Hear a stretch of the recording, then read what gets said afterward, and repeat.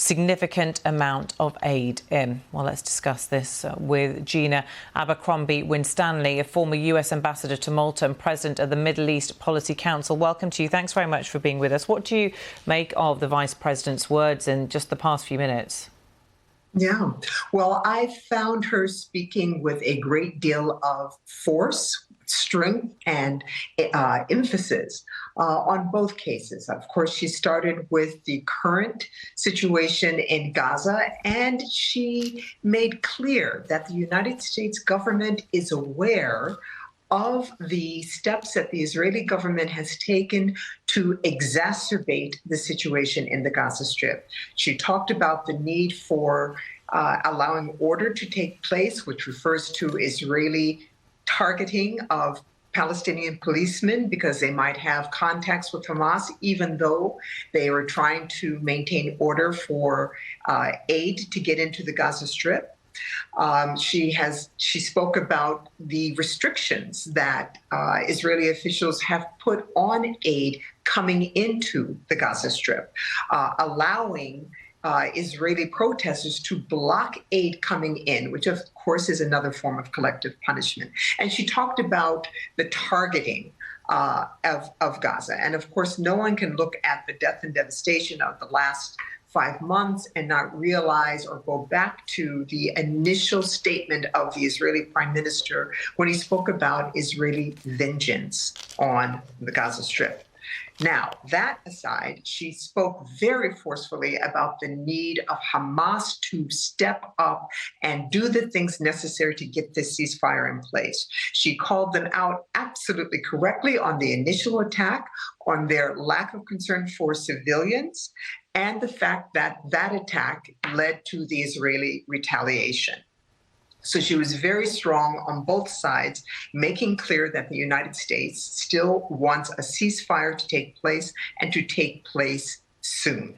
Benny Gantz, who is a member of the Israeli War Cabinet, is travelling to Washington and meeting with Kamala Harris tomorrow and with the US Secretary of State Antony Blinken on Tuesday. What do you make of the fact that he is coming to Washington and having these meetings? What's the significance of that, and what do you think both sides want to get out of that? Yeah, well, we have to be careful about what we mean with both sides. Insofar as the Prime Minister has said that the proper channels were not followed in having Mr. Gantz come to the United States. But Mr. Netanyahu is familiar with that because he certainly came, I think, during the Obama administration without the proper channels being followed. I believe Mr. Gantz and those who are supporting his visit to the United States are looking for a way to lower the temperature between the United States and Israel. When you think about the full-throated support, even today, that the Vice President reiterated for her and the President and the United States support for the state of Israel, for Israelis, that we've also heard very strong criticism of how Israel has conducted this attack in the Gaza Strip. Mr. Gantz is coming to see, can he help? Can he lower the temperature between the two sides? The United States is interested in doing that as well, and the way that the United States sees that going forward is getting a ceasefire put in place and to see whether he can help. It seems that the sticking point is, as far as Israel is concerned, the naming of the hostages that Hamas is willing to hand over, because at this point it doesn't seem clear which of them is still alive. That's exactly right. And it is going to be very important as to why Hamas has not acceded to this request. It certainly is one that we all can understand who's out there, who's alive, what condition are they in.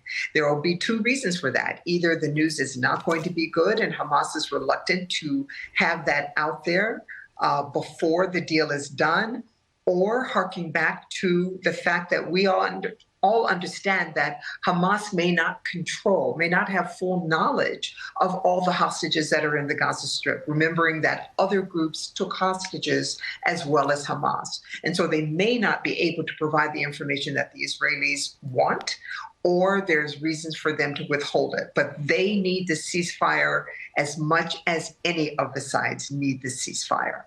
And very much for the Biden administration, politically at home, they need a ceasefire too. Absolutely. This has just gone from bad to worse. It's clearly taking a toll on the president's political standing. I don't think it is going to have an effect what we have today in November, but it is something that the administration is watching very carefully. Increasing numbers of Americans are dissatisfied with the way that the Israeli government is prosecuting this war, and keeping in mind that the United States warned them from the beginning. The president said, "We made mistakes, do not make the same ones." There is no one who believes that the government of Israel has a clear way forward at this point, and it is making a hash of it for everyone. Okay, Gina Abercrombie-Winstanley, thank you for joining us and for your analysis. Thank you.